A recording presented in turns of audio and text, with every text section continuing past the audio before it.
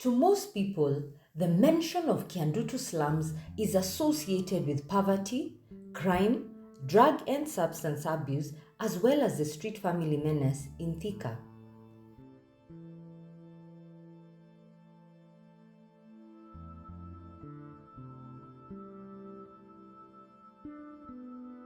Kiandutu falls within Kianjau location of Makongeni Division, Thika West Sub-County within Kiambu County.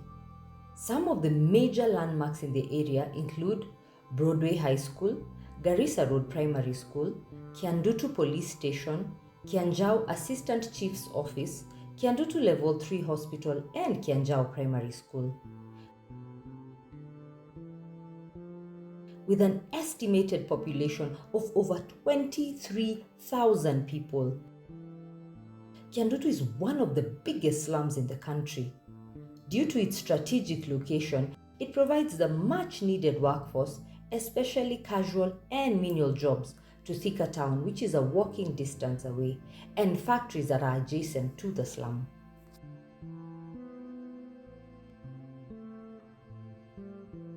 It is in this slum that we come across Rehema Rehabilitation CBO, a community-based organization that restores hope to the desperate youth bugged by drug abuse, the crime menace, as well as early pregnancies amongst teenage girls. Started in the year 2017, Rehema CBO began working with the slum community to rehabilitate their youth, to restore hope to a generation that was rotting in depression, in crime and drug abuse.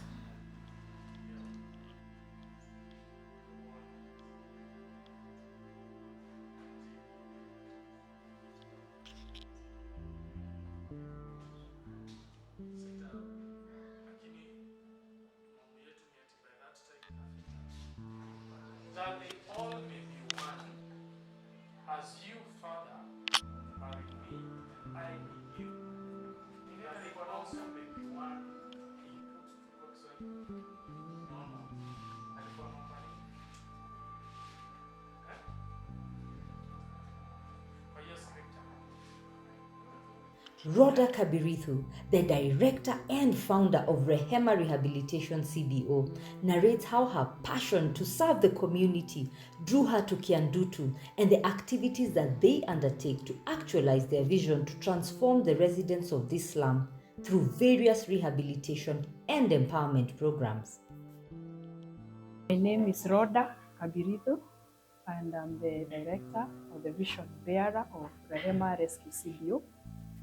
Rehema Rescue CBO started in 2017 and was officially registered under the social department in the year 2018. When I came to the slum area, there were many youths, and the initial people that I encountered on the road were the young boys. Looking at them, it was teenage people who have left high school, they have dropped out of school, and they are loitering, they are very drunk and rowdy, and actually they stopped me and told me, you know, you don't belong here. We can tell the people who belong here. It's either we get away with your handbag or you give us money. The only deal is give us the handbag or you yourself volunteer to give us the money you have. I actually smiled and they told me there's nothing to smile in this village. People don't smile. We mean what we mean. There were so many of them. So we actually talked and told them, I don't have money. I only have punch now that you've insisted. But after this punch, I would want us to meet. It was a deal. And that somehow, I don't know, by the grace of God, they volunteered and said, you want to meet us? Yes. Kwa nini? And I told them, I'll tell you the thing, why I need to meet you. So meeting up, it was an open discussion, an open forum. That's where the mentorship program started, because we talked about many things. They opened up and told me that our drinking, our drug abuse isn't because we want. We come from very poor families and we are ready to reform. Through the mentorship program, we've been able to rehabilitate many boys and many girls. Some are not here. Most of them have succeeded in life. For example, we even have somebody who went and opened up a salon and she has educated for us 3 other girls. We have the boy child whom they have been mentored. Some are working, they are far away.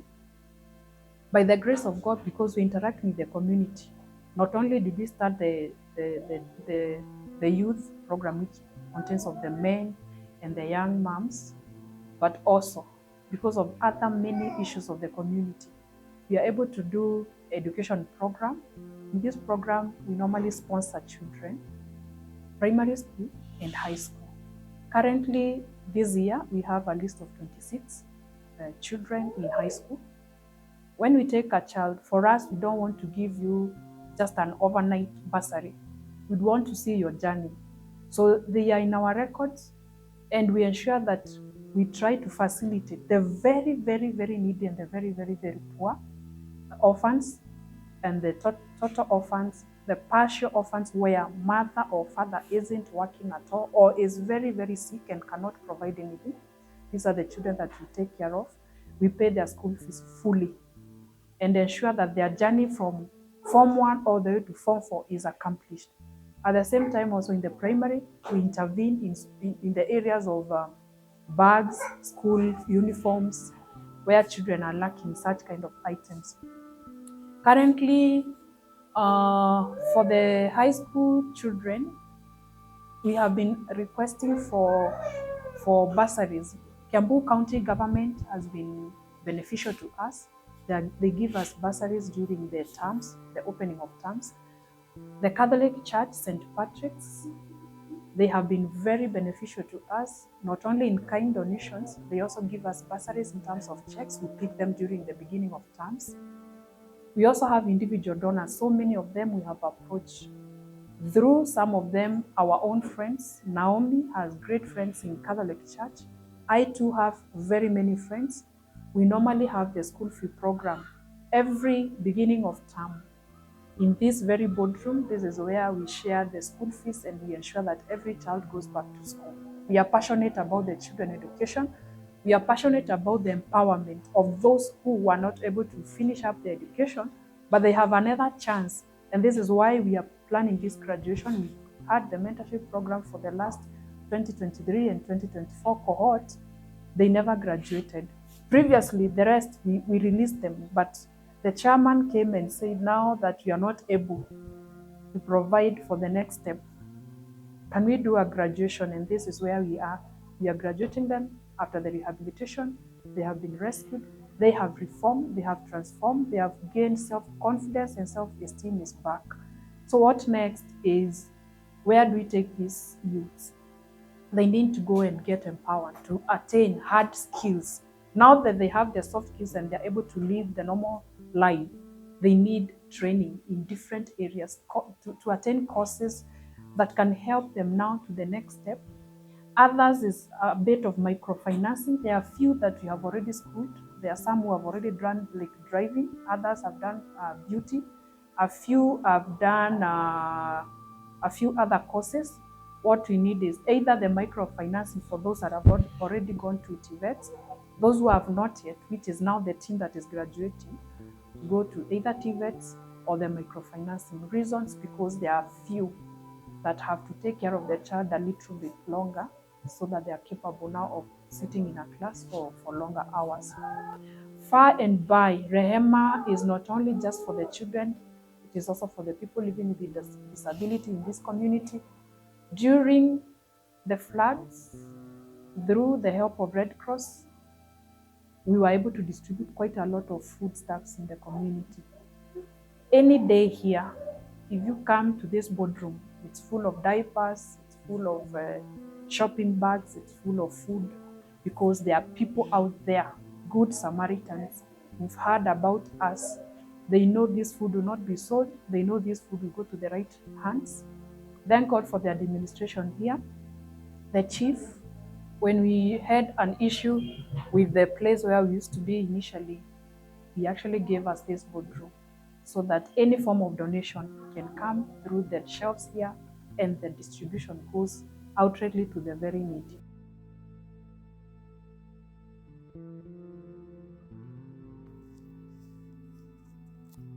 Joseph Mugeto, doubles up as the CBO's chairperson and chairman to the slum's Nyumba Kumi initiative. Mugeto has been a resident here for over 40 years and holds a very rich history of the slum that started in the year 1968 by casual laborers and people migrating from various parts of the country due to poverty and other domestic issues.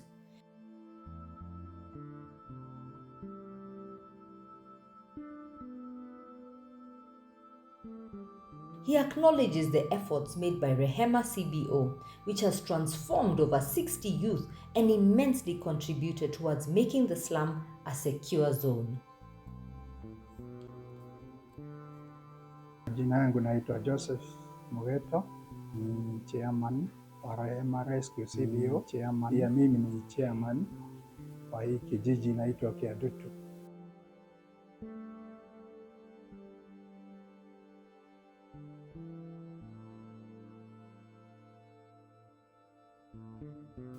Nimekuwa an elder wa hii kijiji na nimekuwa resident mkaaji wa hii kijiji for the last 40 years or so. Kiandutu ilianza mwaka wa 1968, 1969 na ilianza na watu wachache sana, wale walikuwa wanafanya vibarua hapa na wengine ni wale walitoka katika hizi estate zilikuwa hapa za kahawa za majani, na wale watu wengine walikuwa wanafanya kazi kwa reli, na wale wengine walikuwa wanafanya kwa municipal council kwa wakati huo.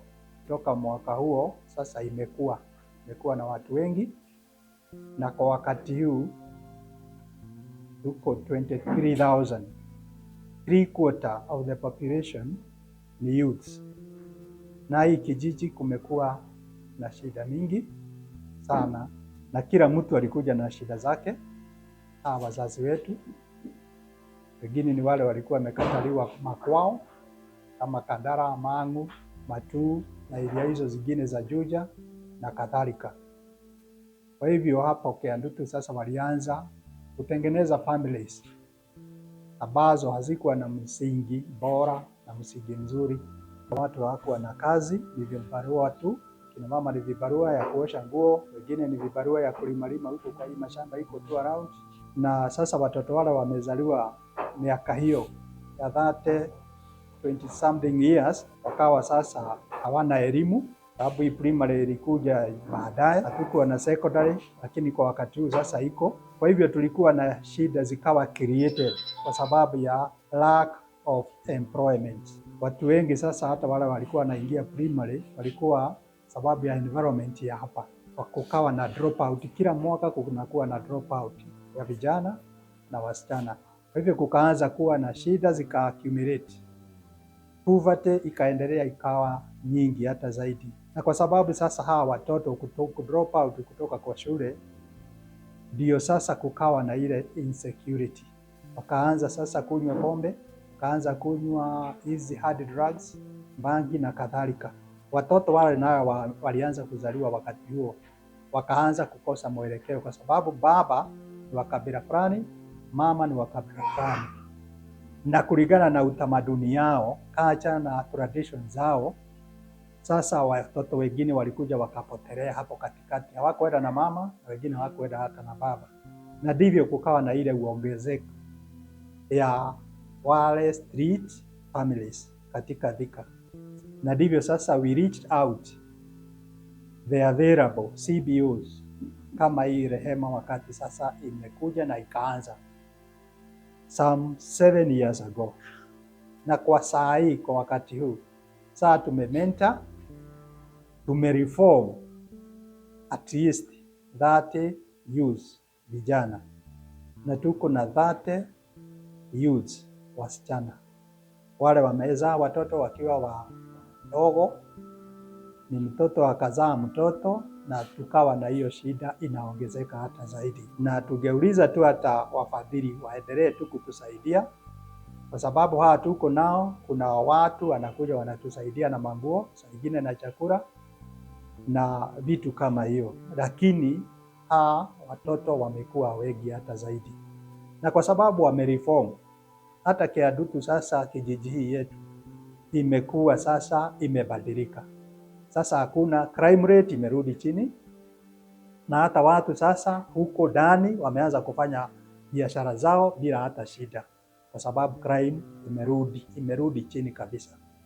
Na kwa hivyo sasa hatugetaka hizo crimes irudi tena.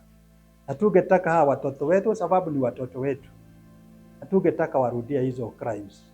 Kwa hivyo kile what we are looking forward ni hawa watoto sasa tuwapeleke college, wafanye zile courses ambao wataweza, sababu ili waweze kupata skills za kuwasaidia kila mtu binafsi.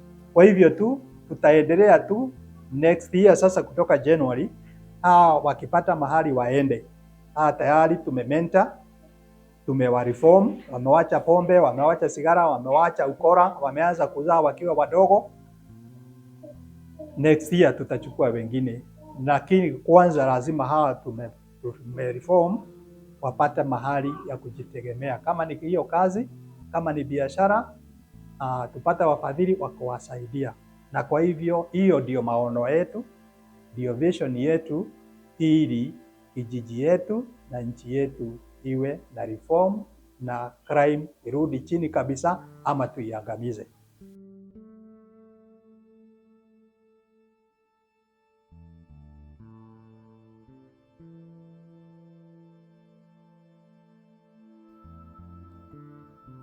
We spoke to a few of the boys and girls whose lives have been transformed through programs and initiatives by this organization.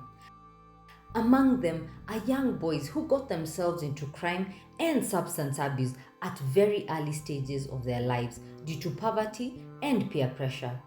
We also engaged teenage mothers who got pregnant while in school and dropped out to fend for their newborns.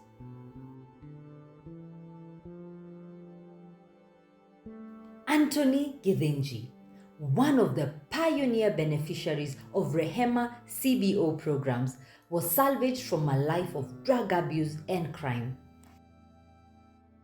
He was recruited into crime when he could not get enough money to satisfy his thirst for drugs. This got him arrested several times at a very tender age, and in the process, he lost some of his friends in crime-related deaths. Kwa majina naitwa Anthony Githinji Njoki, mimi ni member wa Rehema Rescue Center. Tulianziana nao back 2017 wakati nilimaliza shule. Kisha yangu kusema tu kweli, kiangalishana na ile wakati na hii time niko, nasema afadhali hii present niko, juu ile time nilikuwa pale past ilikuwa worse, juu hata kuosha face ilikuwa ngumu. Saizi mimi napiga ngasha kwa 250. Yani society tumeingiana nayo kuliko zamani vile tulikuwa. Sasa tumetokana na society. Hizi society inaweza fanya kitu ikubali yenyewe ni jana yetu, lakini ile wakati ningefanya wangekataa. Hizo madre utajipata sometimes umekataa kupiga kitu, unacheki na hiyo time yuko job, utapata sometimes umekaa tu hivi na ile kitu inakujia kwa akili ni vile mtakuwa ya ile something jua mwako hamna kitu mnawaki na waletea do best tu hapo wanakuambia mbogi ni nini, tunakaa hivi hatuna kitu na watu wako na kitu kwa mfuko, mbona tusifanye ile shughuli? Hiyo shughuli ndio inafanyika. Madre zenyewe zitakupeleka mahali ambapo wewe huwezi expect, yani juu ile kitu ukikuwa contact nayo inakuwa so attractive, yani nimekushika tu mateka. Nikikushika lazima yani ukuwa yani ni kama master wako, lazima ushinde ukimpigia magoti ndio wewe usurvive na cheki. So hiyo mambo saa ndio ikaleta mushike hapo pale na pale. Wajipata yani mostly some of the time una spend na polisi saa zote huko kwa polisi. So najua sasa ukipata mtu anakupatia support ya kiakili na yani unacheki hizo vitu. Saa tumeanza stabilize hivi, yani tunaona nikaa tumerudi kwa track, yani tunaenda na vile mbogi inaenda. Sasa wengine tumekuwa nayo wengi tuseme wamerecover, lakini wengine tuliwa lost on our way, unacheki. Ulipata wengine walienda kukula mahali pabaya, so unapata jana mlikuwa 5, leo mko watu 4. so mnaenda mkireduce hivyo. So ukiona saa mmefika kitu kaa watatu, unaona saa wewe unaona afadhali hiyo mambo ikae, wewe ukae vile Mungu tu yeye anataka tu wewe ukae. Na watu saizi wako seme, yani wako kwa hiyo kifungo, yani walishindwa kujitoa, so hadi saizi kuwarudisha itakuwa ngumu juu wengine yani life yao imeharibika kabisa totally. Hata ukimwangalia hivi huwezi sema yeye alikuwa ile time. So hata tunahamasisha government iendelea tu kufight na drugs kabisa ziishe.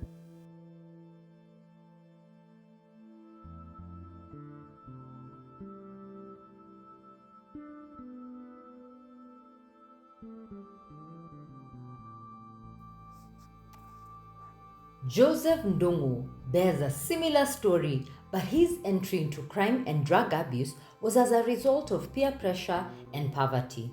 He is happy now that he is reformed, and through this, he has his own motorbike that he uses to earn a decent living.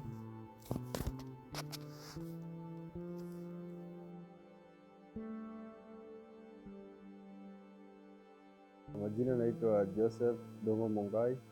Nimezaliwa hapa Kiandutu. Maisha yangu ilikuwa tu tuseme complicated. Mtu ashaikaa ghetto ataelewa. Nikisema nikiwa shule form 1 form 2 nilikuwa nasikiza mzazi, nilikuwa kijana mzuri. Saa ile pia pressure vijana wa mtaa kaanza kunifunza kuvuta kandoo, kutumia kachave, kunywa pombe, akaniintroduce kwa hizo drugs. Saa kulingana na tension ya home, juu home sijazaliwa peke yangu. Afisa life yenye tulikuwa tunakaa, boy child ya kwanza alikuwa kitahiri na unakuwa nika umeachiliwa saa responsibility. Uangalie sana.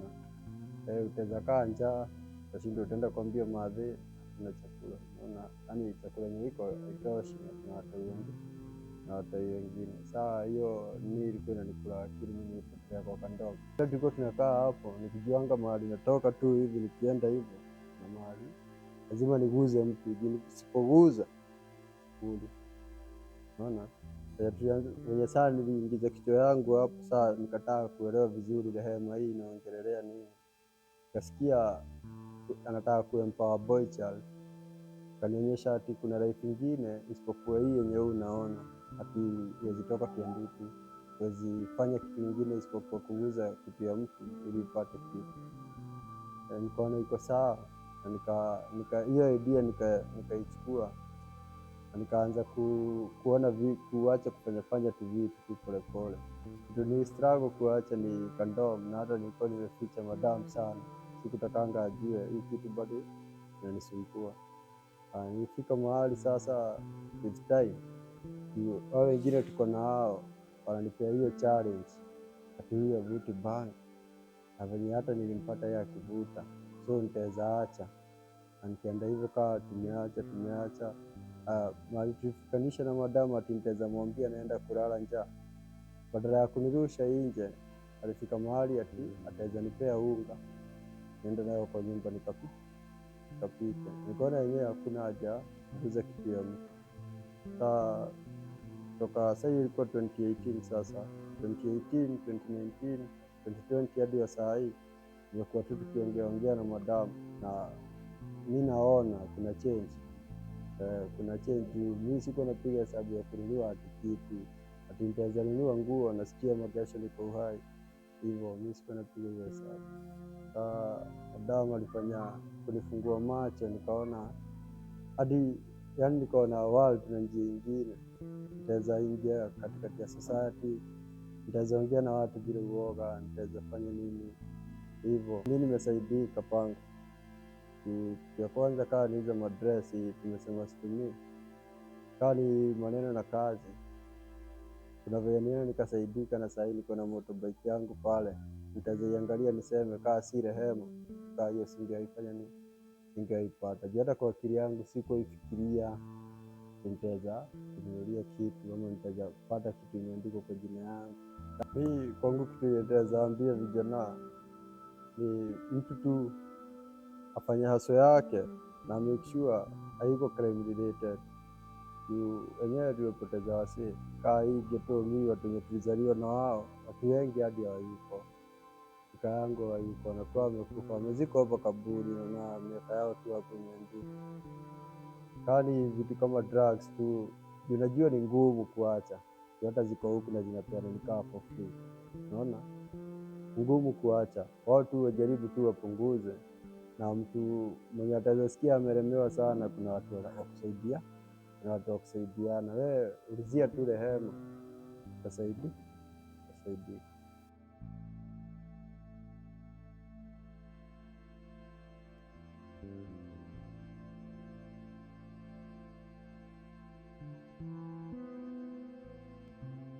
Patrick Njenga painfully recalls the tribulations he underwent in his childhood, forcing him to drop out of school. After unsuccessfully trying out several hustles, he got involved in crime and slipped down a path of drug abuse. A near-death experience one day forced him to reflect on his life, and he ended up in the safe haven of the Rehema Rescue Center.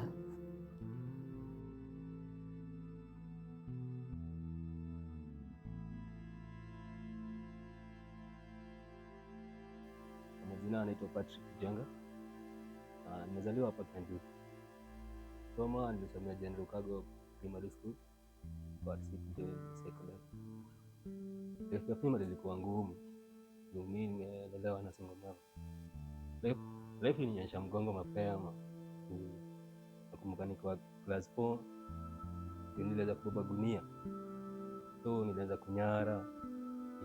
But nilikuwa mzazi huko. Nimezaliwa mimi ni third born.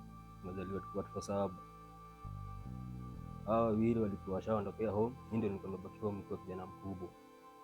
Mimi na masista wangu wadogo tuling'ang'ana tukamaliza class 8 13. Yule mzazi hakuwa na doa ya kunipeleka course. Ilibidi niende jua kali.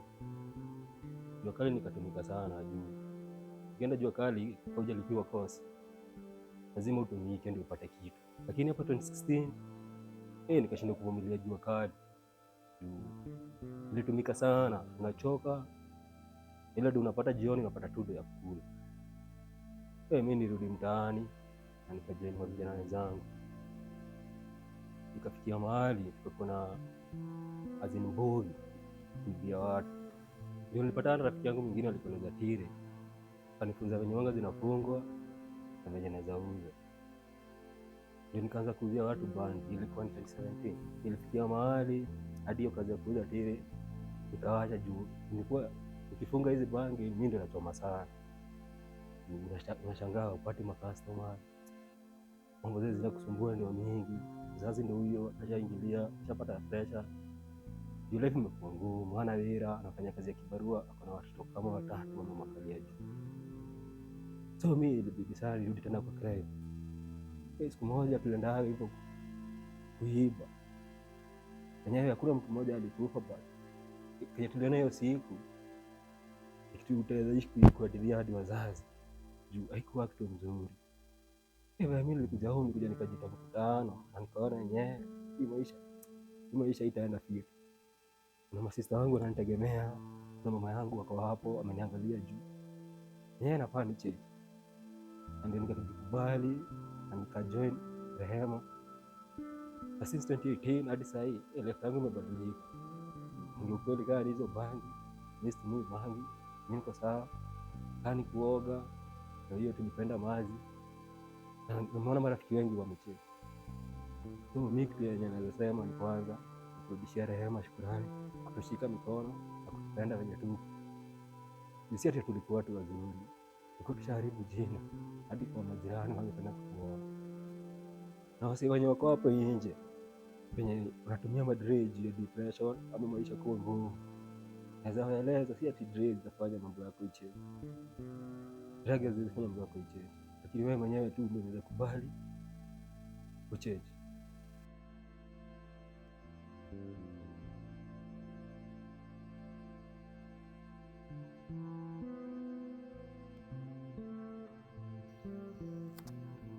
Mariam Wanjiru got pregnant while in Form 3 during the 2020 COVID-19 lockdown. She was enticed with simple goodies due to poverty. Her predicament is similar to that of Jane Muthoni, who got pregnant immediately after school.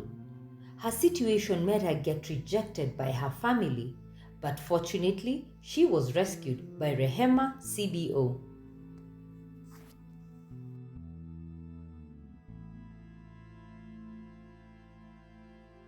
My name is Marian Wanjiko, and I was born and raised in Kiandutu. I got pregnant in the year 2020 during COVID. I was in Form 3 and I got pregnant. I met this guy, Ndangai, and being a young girl with a lot of problems at home, I was enticed. Let me call them small things, but whatever happened. It was hard and painful. Seeing that child there, looking up to you. You're in school, you don't have anything to give. Your mom is there. Your mom sees you like a burden because you have disappointed her from the start.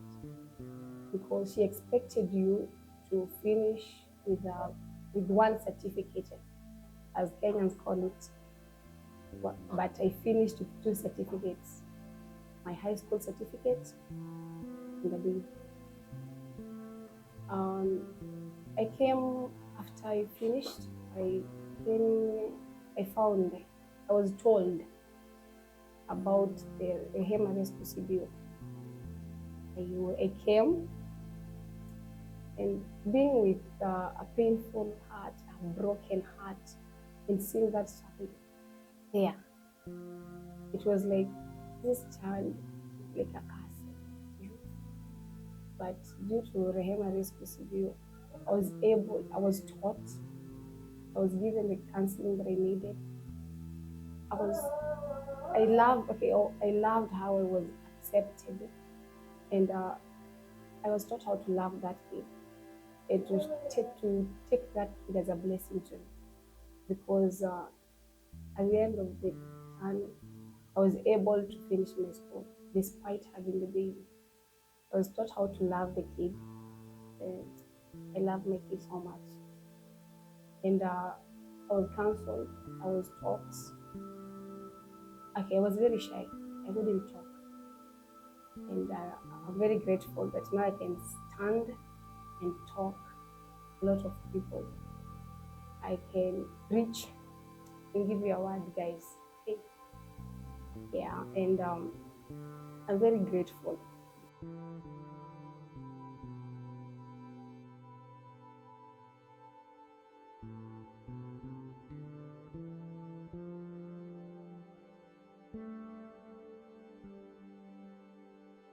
Naitwa Jane Muthoni Ngoge, born and brought up in Kiandutu. Kusoma nilisomea Gatumaini Primary School. Nika join high school at Kiandu Girls. Nilitoka 2018. So kutoka 2018 kwanza nikaenda home. Ile sasa najisikia nimemaliza shule. So unajaribu kuadapt ile lifestyle ya uko home. Nilikaa home like 2 months and I had to join my cousin at Nairobi.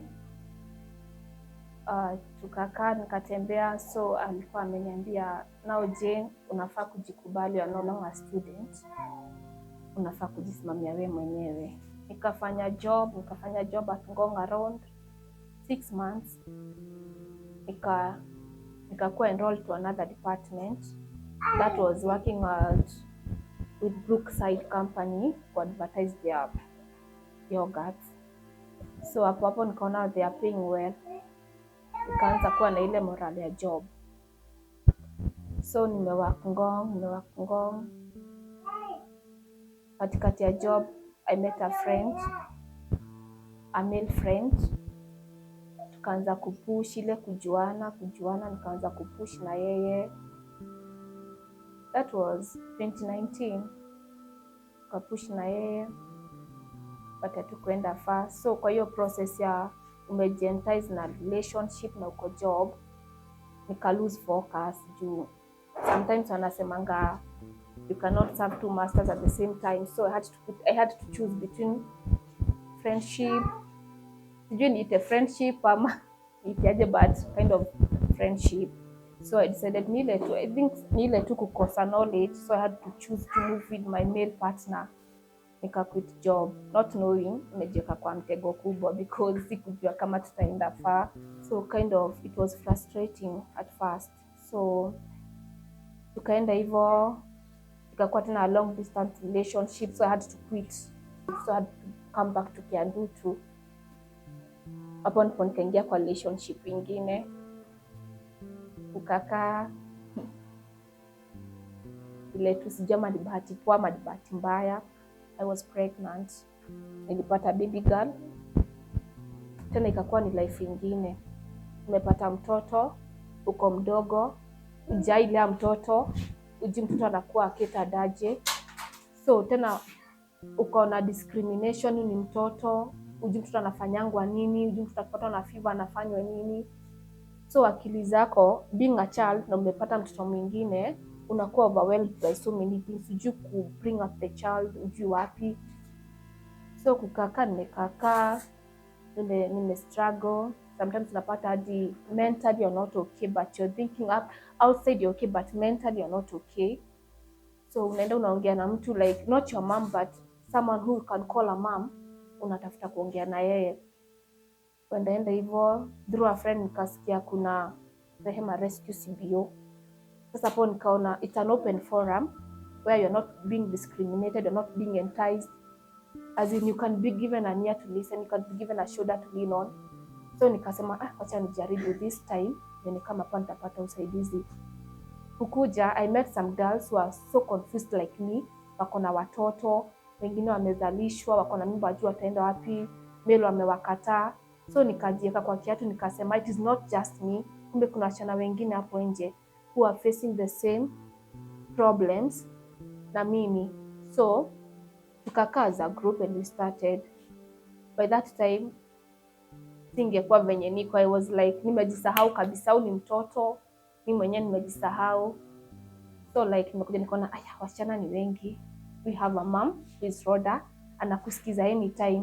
Ndio kimpigia simu usiku niko ina problem, I hesitate, anakuongelesha tu vizuri. So I was like I'm in the right place.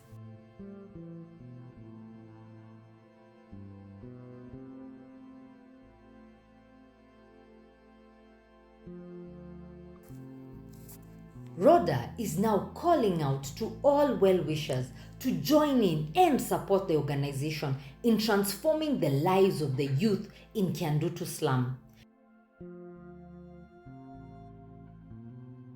She welcomes any form of assistance through funding, donations, and access to jobs to help these youth pursue and achieve their dreams.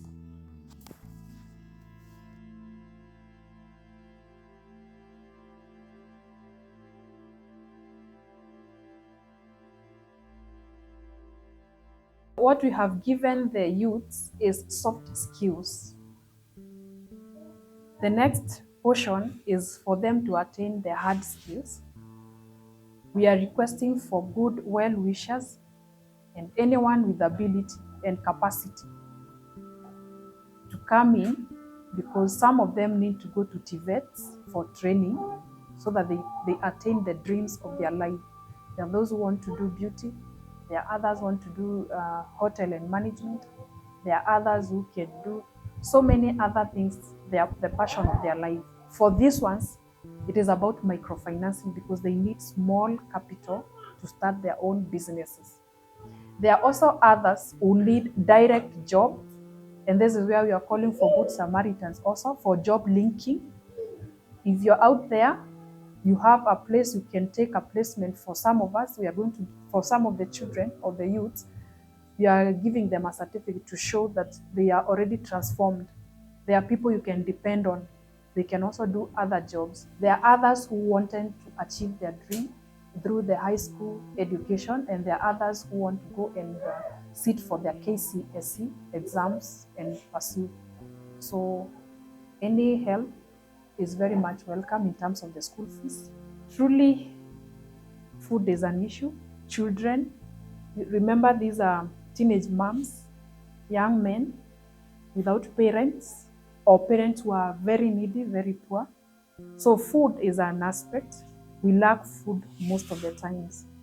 And we request anyone who is able to give us any form of donation, any time it is welcome, because any day someone is hungry